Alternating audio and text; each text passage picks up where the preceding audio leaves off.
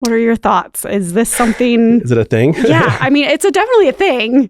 Is it a thing we need to be mindful of? And yeah, I might describe that as something that's happening behind the scenes in our industry that really will help us to serve members in a lot of different ways.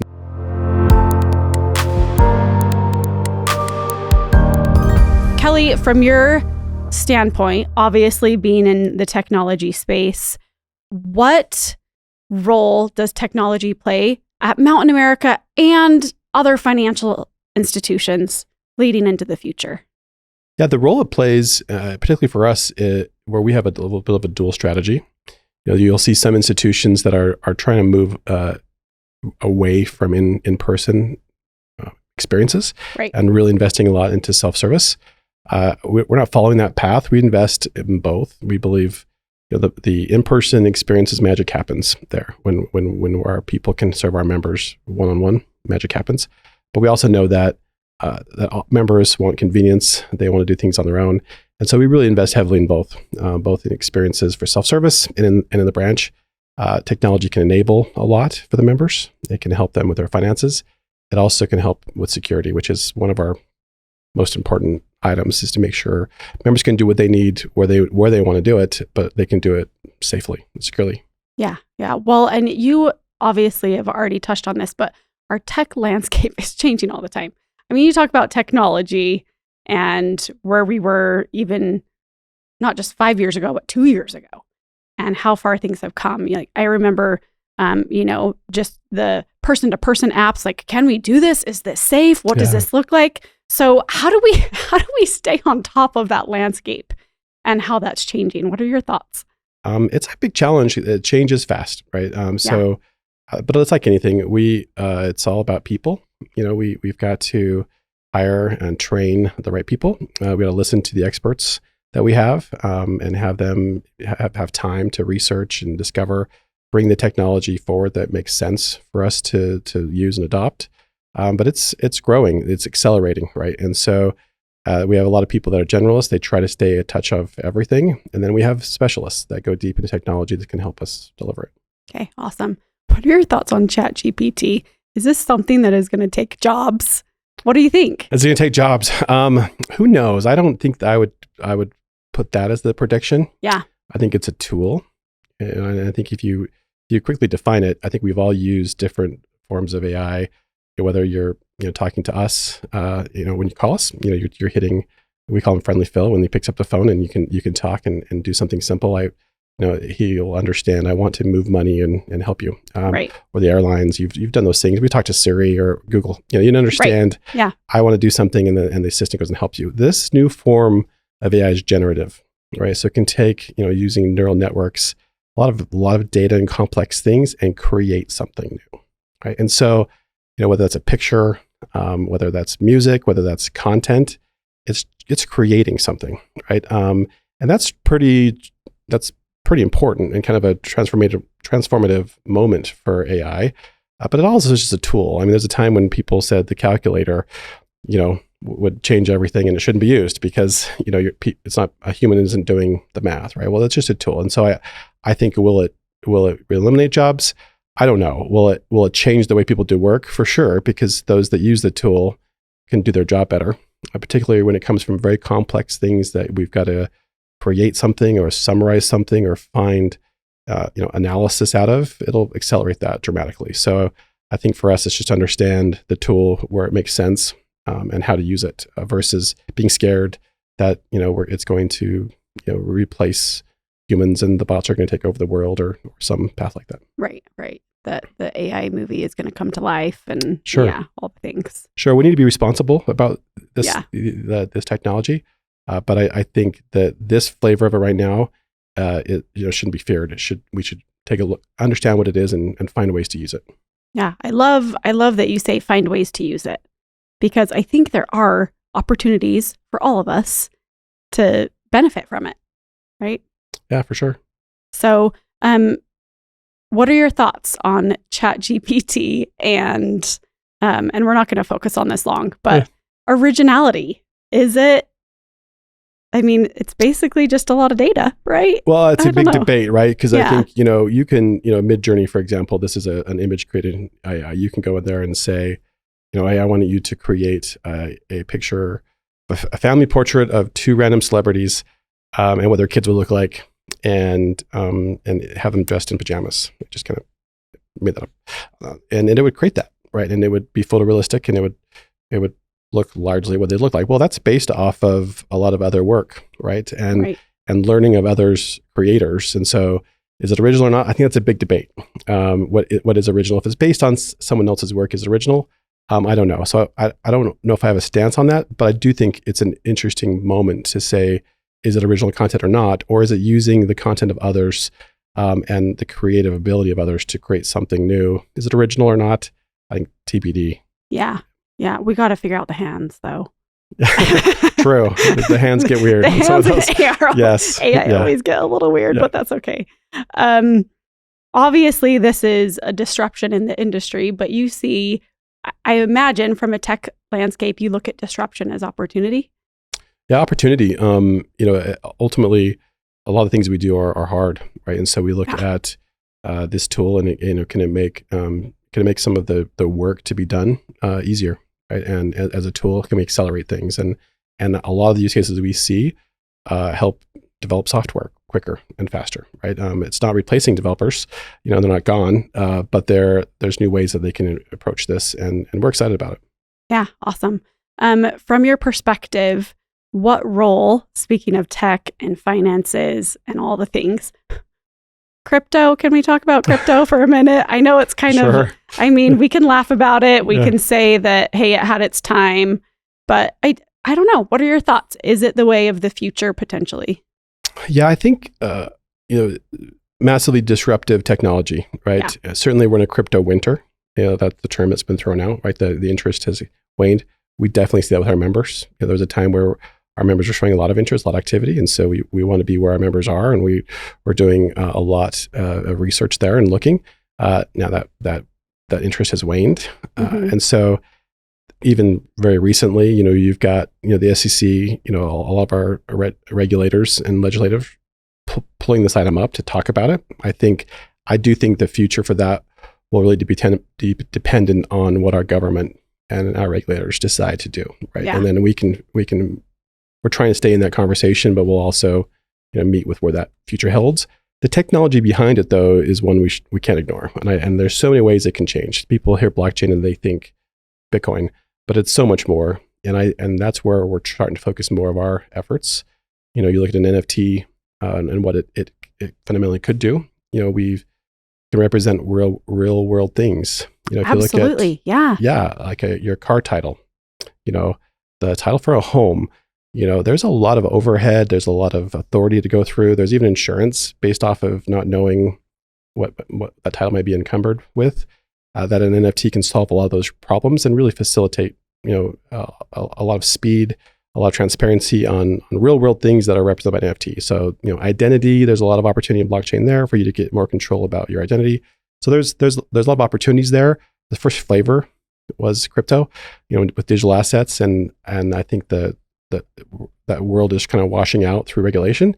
But there's other opportunities there that the technology empowers that we continue to look for. I love that. I love the word empowers. Talk to me about open banking. Yeah, open banking. What are your thoughts? Is this something? Is it a thing? Yeah, it's definitely a thing. Is it a thing we need to be mindful of and obviously pay attention to, or I don't know? Yeah, I might describe that as something that's happening behind the scenes in our industry that really will help us, to serve members in a lot of different ways. And so, if I can give you kind of a brief explanation, for a long time, you've been able to give your username and password onto your Mountain America account to a third party because you want to bring some of your banking information there, right? To a fintech app or someplace else.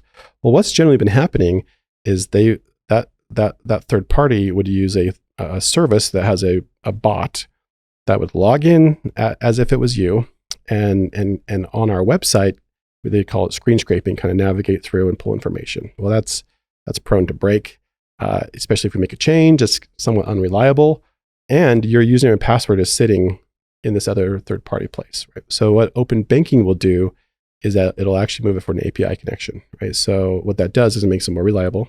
And so if you're wanting to use some of your Mountain America data or services outside, you can more reliably. But also, they'll tokenize that connection. So your username and password's not sitting over there. They've actually tokenized that one connection, and it provides you more security. So it benefits us all. More reliability, easier for you to have your financial services where you want them, as well as security, because your password's not floating in all these places. Yeah. So something to be mindful of.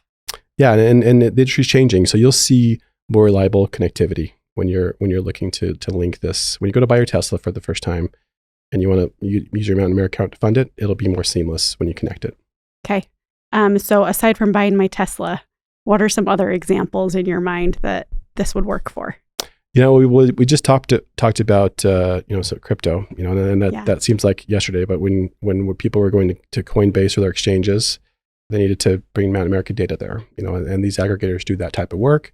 We also, if you've ever used a financial management tool like Mint or those other services, and you want to bring all your financial services into one place, that open banking will empower all of that. So where most people have a lot of different relationships, right? And that's okay, but you want to centralize the view and the services. Open banking empowers bringing all that data together. Yeah, I love that. So, my next topic I want to talk to you about is development. Obviously, development, huge when it comes to the tech space. We're in a somewhat competitive place in the tech market, right? With keeping up on tech. How has this industry changed recently? You mentioned Chat GPT, and that could help with that. What are your thoughts? I think we've evolved a lot. I think, generally speaking, we have a lot of different ways to deliver technology. Some things we build through development, some things we partner with, some things we buy and we integrate. So there's a lot of different ways to solution, and that's grown and evolved as technology plays a bigger role. So, so there's a lot of different ways where we're using developers or other types of engineers or specialists to navigate that world. I do think for the engineers themselves, Mountain America has a great story. We have an amazing mission where we align ourselves to serve the member, and we're doing something that matters. A lot of engineers can go work for a company and have a great career, and end of the day they say, "Did what I do even matter?" I think we have a great story here because what we do every day, really has a massive impact on people's lives, and so that story resonates, and that's been able for us to attract and to keep talented people here that are working in technology. I love that. So we have an in-house team. You mentioned we have talented people. So yes, yeah. What really is the advantage, not just for the organization to have this in-house development team, but what advantage does it give to our membership? Yeah, a few advantages. One, speed. Sometimes we can act a little bit quicker because we've got the ability to control our own destiny there on certain occasions. And at other times, we may be partnering with a company providing a product or a solution, and it's meant for a lot of different use cases or institutions, but isn't perfect for our members. And so on a rare occasion, we can customize that just for our needs for our members. Love it. One thing that we have to talk about when it comes to development is change, right? Which every time I feel like I get into different apps, I'm like, okay, where did this go? It's different. What are your thoughts on that? I think, great question, right? I think we all want improvement, right? We want, absolutely. It's an interesting dilemma we often have because we'll make a big change and we'll have a group of people cheering that, great, we made an improvement. And another group say, oh, you moved something, and that frustrates me. And so we're always trying to be mindful of both, right? We want deliberate change. We want it to be incremental over time. We don't want massive change to happen. But we also know, the apps we're using everywhere are constantly changing, right? So I think we're all getting used to, if it's an intuitive change that makes sense and it's done incrementally, that's really welcomed. And that's generally our approach. We know there'll always be change. We've got to do it safely. We've got to do it incrementally. We've got to help members through that transition, and just be mindful as we go. Yeah, that's fair. So let's talk a little bit more about mobile, right? Because when we're talking about that convenience, being able to really do my financial institutioning transactions, whatever we want to call it, on my own, my phone is really where I'm going to go. So quality and speed. Talk to me about that. Obviously, we have cool biometric logins, all the things. What does that look like from your perspective? And it's safe. Yeah, I think that's been really been our focus. If you look at like the last 10 years, you saw the really rise in adoption of mobile. And for a long time, we were trying to put more features into the app. Like members needed more in there, and there was this climb. I think that's really shifted to more quality experiences. Not to say we haven't launched some new stuff, and we have recently, but a lot of our focus and effort is how do we take what we have right now and improve speed, increase quality, make sure the experience is great, right? Versus what more things can we add to the app? It's, how can we delight more members when they're in the app? And that's really been our focus and continues to be our focus is quality and speed as we go. And security is always the first step. It's got to be safe right out the gate. Yeah. So let's talk about, you mentioned some new features. Okay. I want to talk about some of these because I don't think a lot of people are aware that we have all these amazing features. I mean, even just a credit card dispute process, right? This is one of the newer things that I can do within the app. Yeah, that's recently launched. If you, and the use case for a member is, hey, there's a transaction that either I don't recognize, and I'm looking to engage Mountain America on that, or I bought something and it wasn't delivered to me, right? So again, that's that protection of a card that we all love. Historically you had to call or come and see us to launch that. Now you can self-serve that. You can start that process in. A good portion of that, we're using a lot of technology on the back end to where it immediately will process and do all the things you need on the back end. And we don't have to have humans intervene. Some portion of those we have team members that'll help you with. That's recently launched and it's super convenient. You can quickly take care of your needs on those transactions that you need help with. That's awesome. I love that. What else is new? So we've changed the app was rewritten and launched last year, right? With a new framework. A lot of that is more native screens, a little bit, different new UI. So we modernized the UI and we continue to refine it. And that's the biggest change we've made is kind of a rewrite on a new framework that'll help us speed going forward because it is a modern framework that'll really speed our development. Previously, we had to write separately for the Android operating system, separate from Apple's iOS. Now we can do it once and deploy to both. And that's really helped us with our speed going forward. Yeah, that's awesome. I love that. Tell me about digital card display, because we have to talk about that. Yeah, for sure. So our recent launch, as we mentioned, was focused on cards, I think in future we'll continue to focus on cards. I think cards are super important for members and we're looking to enable a lot with them. And there's multiple things we're rolling out with cards. Displays one where you can see all the information about your card in the app. So if you don't have it with you and you want to buy something online, you can't remember your CVV or date, all that information you can get in the app, right? So that's one item. The second is we want to make it easy for you to move the card you have into Apple Pay or Google Pay, right? So you can with a button you can push it over there instead of having to leave the app and take a picture of it or type it in. We'll make it real easy. And finally, we can issue a new card number digitally, right? So let's say you lost your card or you need a replacement. Well, you're either going to go to one of our convenient branches and have one instantly or wait for the mail. But now even quicker, you can have a new card number issued right in the app and have it pushed over to Apple Pay and be transacting immediately with a new card number. So that's incredible. Really incredible for members. Yeah. Yeah. Something that I used to have to wait a few weeks on, right? Potentially. Yeah. Yeah. Very, very cool. Okay. And talk to me about multiple transfers in one transaction. Can I do that? Yeah, that's a recent feature we just launched. And so we know through a lot of research, some members, they sit down and pay a bunch of bills at the same time, right? Or they make a bunch of transfers. And rather than doing each one and saving, you can do it all in one session, right? So for those that that kind of spool up right after payday or at a certain day of the month to do a bunch of transfers, you can do it all in one session. It makes it really convenient and quick. I love that. I vividly remember my mom sitting at the end of the table with her checkbook, right? When I was growing up, writing all the things out, getting it all done at once, getting the stamps, all the things.